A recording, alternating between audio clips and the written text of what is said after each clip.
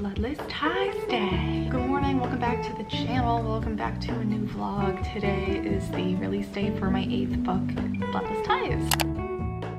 If you're new here, hi, my name is Katie. I'm an author and an editor, and I have 8 books out currently. It's been a little while since we've done a vlog, but I knew I would regret it if I didn't do a vlog on release day, so here we are. I have been so sick the past few days, have not gotten out of bed, so I'm glad I'm feeling like good enough to be on my feet today, but it's still gonna be a pretty low-key day. There's a Maxine in the background. I have so much to catch you up on. I have so many things to tell you. Exciting things, good things, but we're gonna go to Starbucks this morning and get some breakfast and a coffee. Then I have updates on other projects for you and just kind of like life stuff. So it's been a while, we haven't talked in a while. I always forget like where I've said certain things, so I'm sure this will be repetitive to some of you, but I can't remember. It may have been like Patreon or something or another. Today is gonna be the last day that we can wear our Bloodless Ties specific perfume. Not like I can't wear it after today, but today is like the last significant day.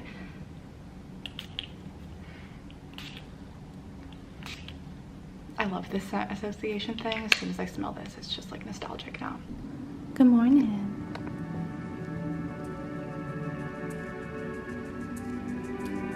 Would you like to say something? No words for the vlog today?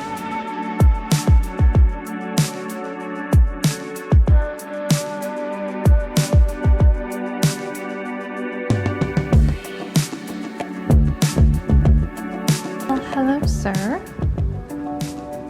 How we doing? I really don't think you can tell on this camera, but you can see Mount Hood today. We have returned from Starbucks. I already inhaled my bagel. It was excellent. Thumbnail. Where to start? Oh my gosh. So, let's see. Start with stuff about the book. Bloodless Ties came out today. If you haven't picked it up yet, I'll have all the links down below in the description. You can read it in Kindle Unlimited. It's book 3 of the Marionettes series, so obviously if you haven't started the series, start with the Marionettes. It's like an adult, dark, and spicy combination of all of my favorite teen paranormal stories, like Vampire Academy, Vampire Diaries, True Blood, that kind of stuff, which is vampires, gore. Be aware of that. The hardcover is live, paperback is live, ebook is live. The audiobook is done, but it hasn't processed yet, so that should be going live any day now. I'm kind of hoping by the end of today, but we'll see, just by the end of the week for sure. If you ordered a signed copy, I have ordered all of them already. I'm just waiting for them to get to me. So it's just a waiting game around here, basically. However, oh my gosh, I haven't shown you all of the things. Should I save it until we're like packing them up, or should I show you ahead of time? We're gonna show you ahead of time. So I got a lot of fun things for the signed books this go around. Hi, Tino. So I got these like black boxes to ship everything in. Small touch, but I thought it kind of went with the vibe. And then I got this to pack it with. We're going with a black and gold theme, as you'll be able to tell.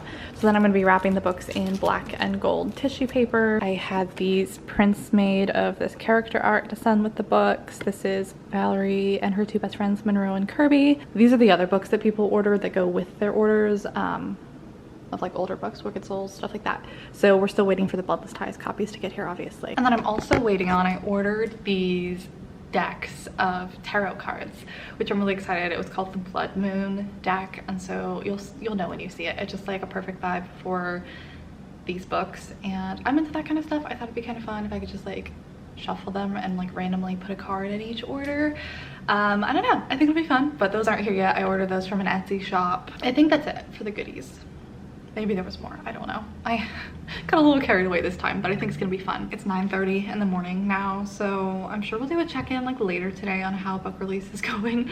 I was so unprepared for this go around. I feel like I say that every time though. I woke up at like 1 in the morning. I haven't been able to sleep because I've been feeling so sick. And I was like, oh yeah, I should like do stuff for book release tomorrow, and I didn't have anything planned. I hadn't pre-made any of the content, so I made some of that this morning. I'm gonna make some more later. So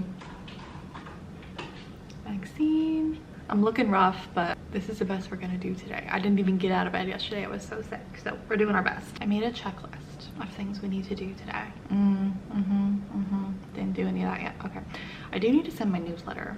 That'll be one of the first orders of business this morning. She just like waits until I start talking to start again.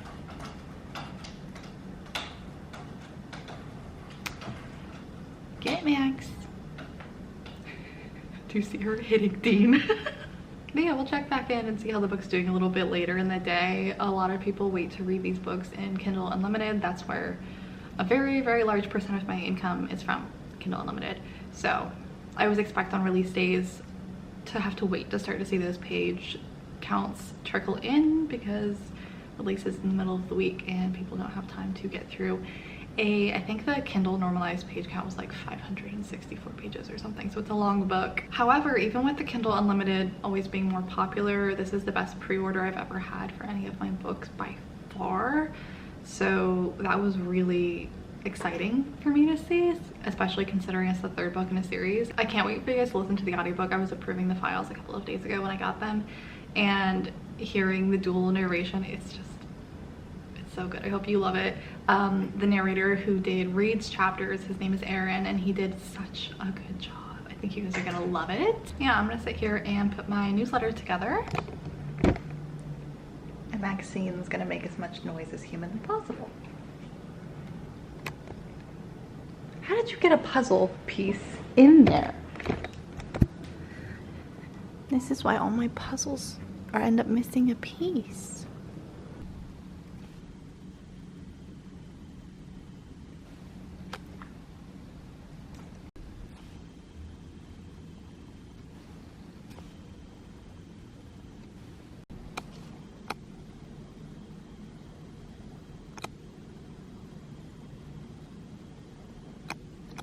Took a shower. I was hoping it would make me feel a little more alive, and it didn't really work, but here we are. Oh, I don't know if I said this earlier. If you do read Bloodless Ties, I'd appreciate it so much if you would add your review to Amazon. It helps with the algorithm and everything over there, and I appreciate it. I think right now we only have like one review on Amazon, so you can just do a star rating too. You don't even have to write the review part. Would appreciate it. My hair is still wet, but I really don't feel like doing it. When's the last time we made a video over here? What all do we need to get caught up on? Oh yeah, so I got back from my trip last week. I was in Toronto. I went there for the Romance Authors Mastermind, and I met up with Sarah Sutton and Jesse Elliott. I obviously didn't vlog it.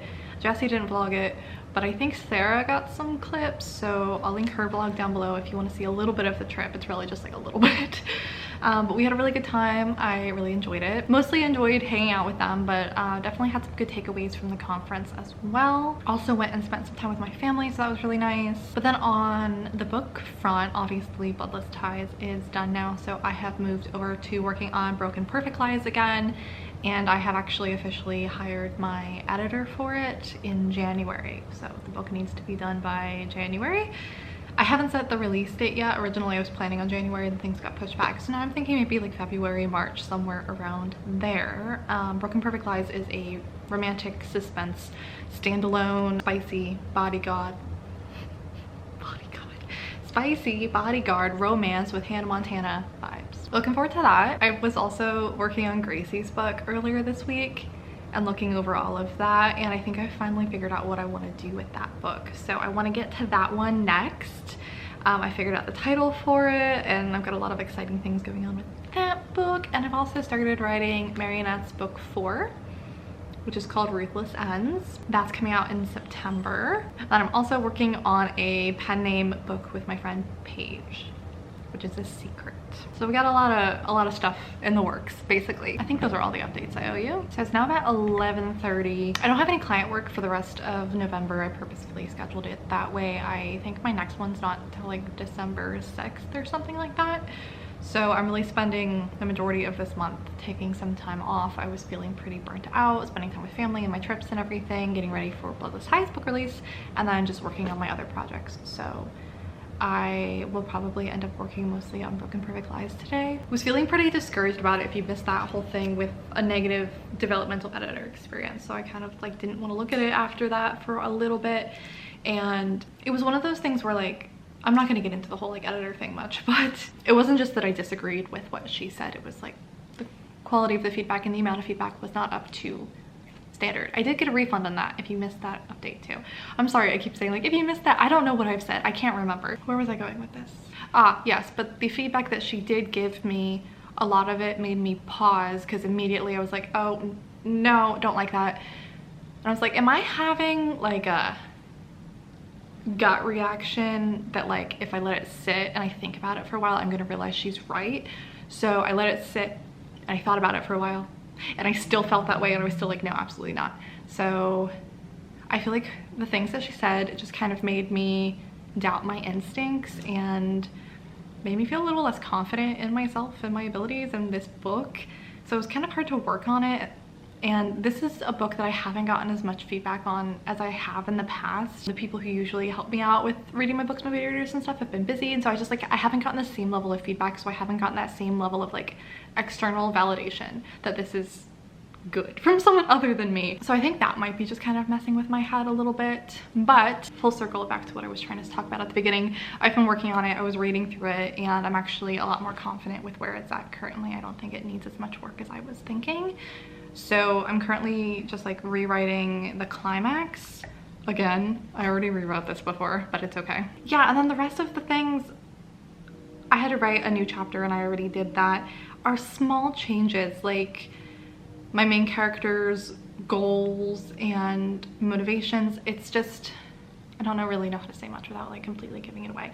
Small tweaks throughout the book is what I'm working on right now, and just making that arc a little crisper, clearer is what I'm looking for. And you guys know I'm a big fan of like atmosphere in books and just like the overall vibe. So I'm honestly just like sprinkling in details and trying to like up that kind of factor of the book. So it's kind of like cosmetic changes at this point, which is why I felt comfortable hiring my proofreader. So she's gonna get started on it, I wanna say like January 9th.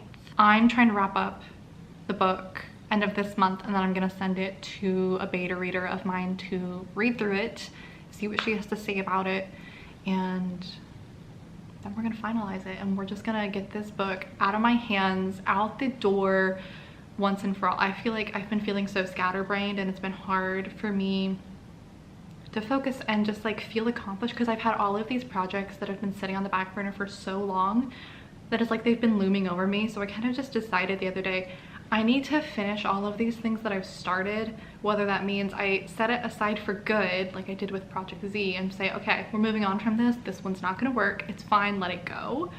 Or finish it so it's not this like half-finished thing looming in the background. So Broken Perfect Lies, if you haven't been around since then, I wrote the rough draft of this book in January of 2020. 2020. Was it 2020 or 2021? Maybe it was 2021. Maybe I'm being super dramatic. It's probably 2021. Shit, when was it? I don't know. When did I start? I don't know. It's been years. I literally can't remember. I'm gonna have to look. It must have been 2021 because I hadn't even published the Anti-Virginity Pact yet in January of 2020. 2021. Still, we're coming up on January of 2023.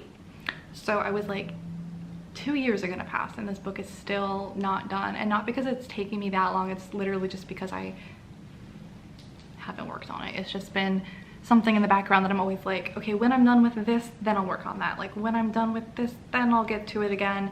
And it just kept getting pushed back and other things getting prioritized in front of it. And it's not that I don't like this book. It's not that I didn't want to finish it. It's not that I didn't want to publish it. I do. I think I was just thinking from like a marketing perspective, it was a smarter business move to focus on the Marionettes and get those books out, the first 3 in the series, instead of slowing down those releases by throwing in some standalones. So this one has been very patiently waiting for me in the background for the past 2 years, and I'm excited to just be finished with it and get it out there. I already have the cover made for this one. Pretty much everything is ready to go. It is interesting now that I'm doing more like cosmetic changes and I'm doing more of a line edit on some of the chapters, just seeing how much my writing has changed even from 2 years ago. So I'm trying to improve it. I'm trying to make it read like I wrote it now and not like I wrote it 2 years ago, you know? Probably not noticeable to anyone else. I'm just like hypercritical of myself. Yeah, I hope you guys are looking forward to this one. If anyone's even been around for the long time I've been working on it. Like I said, it was inspired by Hannah Montana and being more romantic suspense centered. And I love thrillers. That's like one of my favorite genres to read, but I didn't want to write just like a straight up thriller. So the romance is definitely still main focus of this book, but it does kind of have those thriller, adrenaline vibes. So it still kind of has that like the vibe that I have with my Marionettes series, where I get to like kill people and like have blood everywhere. So I get to keep that vibe, but it's also still like contemporary romance, like the anti-relationship year. So it was like just merging everything that I like together, which is what I do with all of my books, honestly, and that's what works for me. So yeah, stay tuned. I will have more specific updates and like a release date for that coming soon, but I am thinking early 2023, spring-ish. I've been talking for a really long time. I'm gonna get back to work.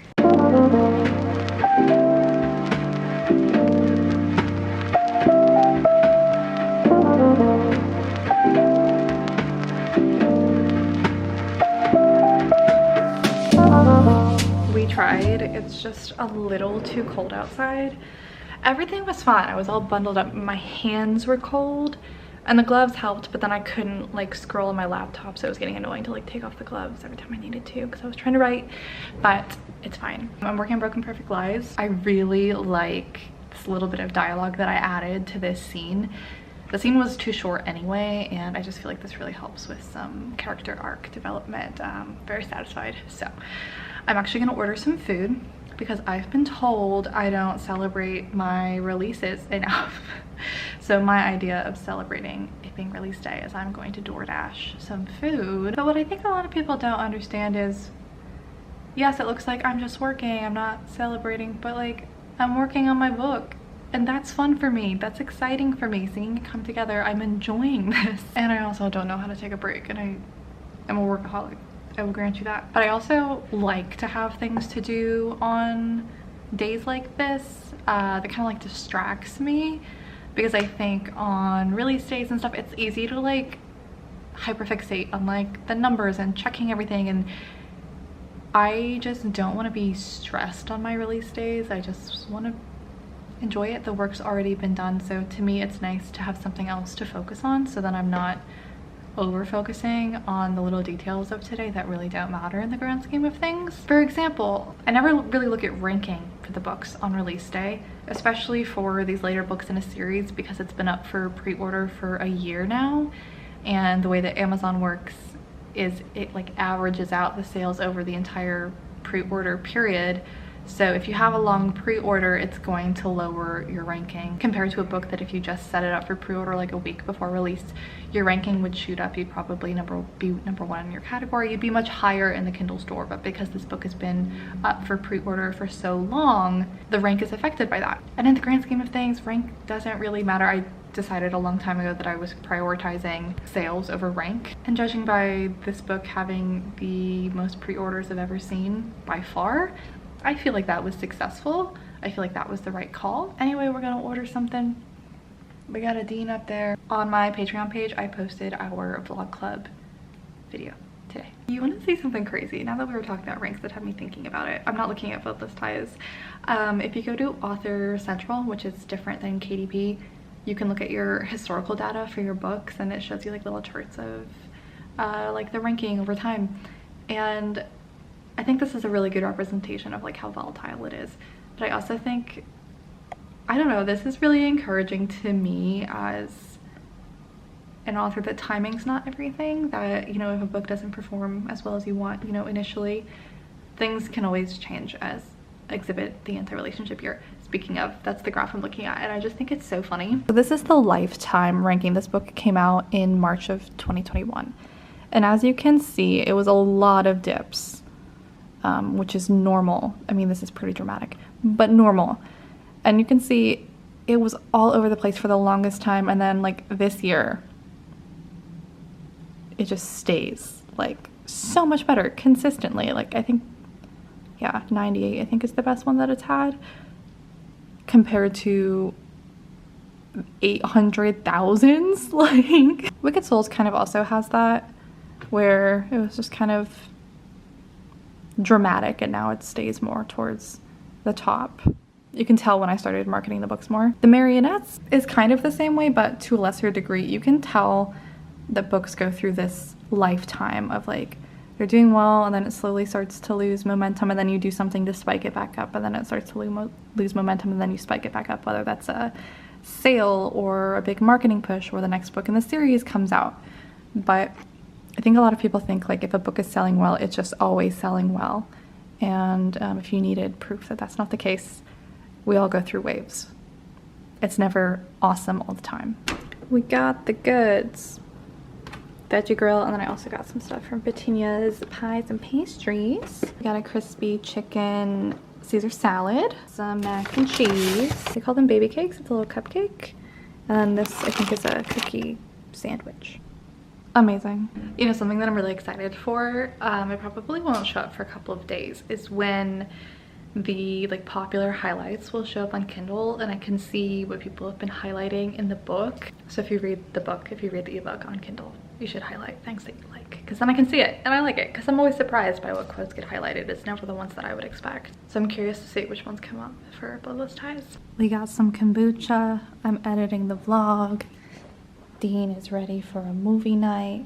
We're gonna eat our cupcake thing. Got a nice pretty sunset. If it wasn't freezing, I'd be sitting outside. So we're gonna end off today's vlog. I asked on my Instagram stories if you guys had any questions you wanted me to answer, so we'll do those and then we're gonna wrap it up. Favorite chapter, hardest chapter to write, least favorite chapter. I'm gonna have to search, I don't remember. You didn't ask this, but I'm gonna answer it anyway, because you asked hardest chapter to write. The easiest chapter to write. So the first chapter that I wrote for this book is actually chapter 11, which is the first chapter of part 2. So it's the first chapter from Raid's point of view. I think I wrote that chapter before I was even done writing Wicked Souls, actually, or maybe it was just like while I was editing Wicked Souls. It was before I wrote any of part 1 or anything like that. So that chapter came to me pretty much exactly the way it is. I think I added a little bit of descriptions and I like cleaned it up, but that's pretty much word for word exactly how I wrote it a year ago. So that was the easiest chapter, and that one definitely like set the tone for the book, and it is one of my favorites. I really do. That like moment at the end of that chapter, I really got me excited to write this book. Favorite chapter to write, actually, the one that I was freaking out about in the vlog, if you know, you know. When I got to meet a character I had been very excited about meeting, is in part 1.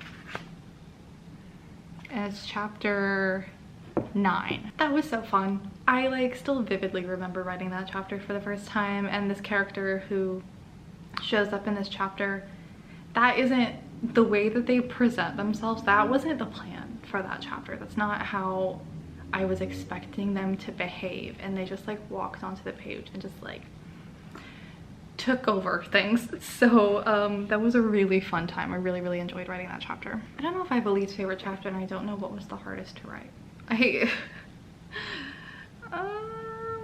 The ending, the last chapter, was hard for me. I struggled with that one, and just because I've edited them so many times and because I've reread them a million times, the first couple of chapters, if I never read them again, I would be okay with that. Why do you think this book was a lot harder to tackle than the previous? I think it's just because it's a later book in a series, so there's a lot to juggle. There's new stuff that's introduced in this book for the first time. There's stuff that's popping up that was originally introduced in book 1. There's stuff that you're wrapping up from book 2, and you're simultaneously furthering this plot line while also tying up loose ends, but you also have to remind readers of what happened in previous books in case they don't remember, but you have to not be too obvious about it. So it's just like a lot of, it's this huge juggling game for 500 pages, and I have a huge cast of characters at this point, so that makes it hard. Emotional arcs are challenging, especially over the whole course of a series, because it's not linear. I think this book was the most difficult just because it's the most like complicated book that I've written so far. There are so many things weaving together, and it's the longest book. I'm getting distracted by Dean behind me. I think part of it also was just psychological of, I started writing this book around the time that the first 2 books in the series were really starting to sell well, and I was having people every single day asking me like, when's book 3 coming out? And like, I mean, that's amazing, like first world problems, people are excited to read my book, but then I had that like added pressure in the back of my mind of like, thousands of people are waiting for this book. I didn't have that kind of pressure when I was writing book 2, because I was writing book 2 before book 1 released. So I had the entire first draft of book 2 written before book 1 came out. So I think part of it was just because the book itself was more complicated, but also part of it was like psychological. And then also because my whole life changed. I moved in the middle of it. I uprooted my life. I lost my dog. I know to some people that doesn't like sound like a big deal, but that was a really, really big blow early this year. And it's like, it's still something I'm grieving all the time, and it's hard to work when you're like that. So I think some of it was personal, some of it was like the situation around me, some of it was mental and worrying about letting people down, and then some of it was just because the book was really freaking complex. I only posted the story an hour ago, so we just have one more question. Do you know the ending of the series at this point? No, because the trajectory, I can never say that word, the trajectory of this series has changed. The original ending that I had to this series will no longer work. So, and it's not like the 3 books that are out now have changed that significantly from what I'd planned. They haven't actually. It was just like little things that end up changing book to book. They all pile together to the point where book 4 now has to be a completely different book than it was originally supposed to be. Characters, decisions, and like where they ended up. All 3 of these books are still like setting wise, like where the book is set location wise, exactly the way it was supposed to be. Major things that happened the way I'd planned it to be. The ending of book 3 now is different than I had originally planned, and a couple of things that happened in book 3 are different now. And I think a couple of things in book 2 are a little bit different too. So it's just like these little tweaks. Like, I don't know anything about sailing to get this metaphor right, but like if you're in a boat and you're off course by like 1 degree, eventually you get very, very off course, even if it seems insignificant at the time. So I don't know the ending at this point because I was supposed to end here and now we're over here. So we'll see. Kind of a daunting task, but I also think it's kind of exciting. I definitely think the books now are better than I had originally planned, so I'm happy that I just went with my gut and I kind of let the story guide me in a slightly different direction. So here's hoping that the ending that it leads me to ends up being better as well. And I keep getting questions about whether or not book 4 is the last book in the series. I really don't think it is. I'm not gonna say definitively not. It doesn't feel like it. It doesn't seem like it to me, but all of my plans have changed, so we'll see. Happy release day. Thank you guys so much for hanging out with me. I didn't realize it had been like 3 weeks since I posted a video over here, so thank you for your patience. Thanks for coming back. If you clicked on this video after this long, hope you guys are all doing well. All the links are down below in the description. If you've read the book, I'd love it if you would leave a review on Amazon. It would help out so, so much. Oh, 2 other things. I meant to say at like the beginning of the vlog. These aren't like outro mentions, but I forgot to mention them throughout this whole vlog. One, I started the day off very exciting, and I was gonna like say that at the beginning of this vlog. I got a BookBub deal for book 1, The Marionettes, so for later this month. So that's exciting. That was a good way to start off the release day. I have a Kindle daily deal, featured daily deal later this month, and then I have a BookBub later this month too. So I am hopeful that, you know, I've got this little pickup with book 3's release, and then with those deals will carry some momentum through the end of the year. So I am really hopeful about that. And then I have also recently brought on a personal assistant. She's on a trial period because we're just kind of working out the kinks and seeing how it goes. So she's going to be taking over my social media and just helping me with some other stuff. So if all goes the way that I'm hoping, if all goes well, I am hoping that's going to give me a lot more time to just focus on writing. So hopefully that means we get even more books next year. That's the intent. I also mainly wanted to bring someone on, honestly, for my own mental health. I really enjoy making social media content for the most part. I really enjoy marketing, so I don't think I'm gonna like stop completely and just hand it over to her. But when it's such a big part of how successful my books are when it's such a big part of my income. I found that seeing those numbers every day for me isn't healthy. It gets to be kind of stressful if it's not going well and all my videos are flopping and I'm seeing those views every single day to log in. It gets me nervous, it gets me stressed, it gets me worried, and then it's hard for me to work because then I'm like pushing harder. Okay, maybe we need to post a different video. Like, I just felt like it was too taxing and draining to see those numbers like every day. So I'm bringing someone else on to take over that. And I don't want to stop posting completely, obviously, because it's such a big part of how I sell my books. And kind of a weird note to end the vlog on, but it's been a while. We had a lot to catch up on. I didn't mean to stop vlogging. I think I said that in the last vlog, and then 3 weeks passed and here we are. I don't really know what it is. I feel kind of off kilter. Like, it feels unnatural to vlog now, even though I've been doing it for 6 years. I don't really know what it is. I just kind of feel off my game. So I'm not gonna make any promises. We'll see where we go from here. Thanks so much for watching. I'll see you in the next video very, very soon. Bye. No.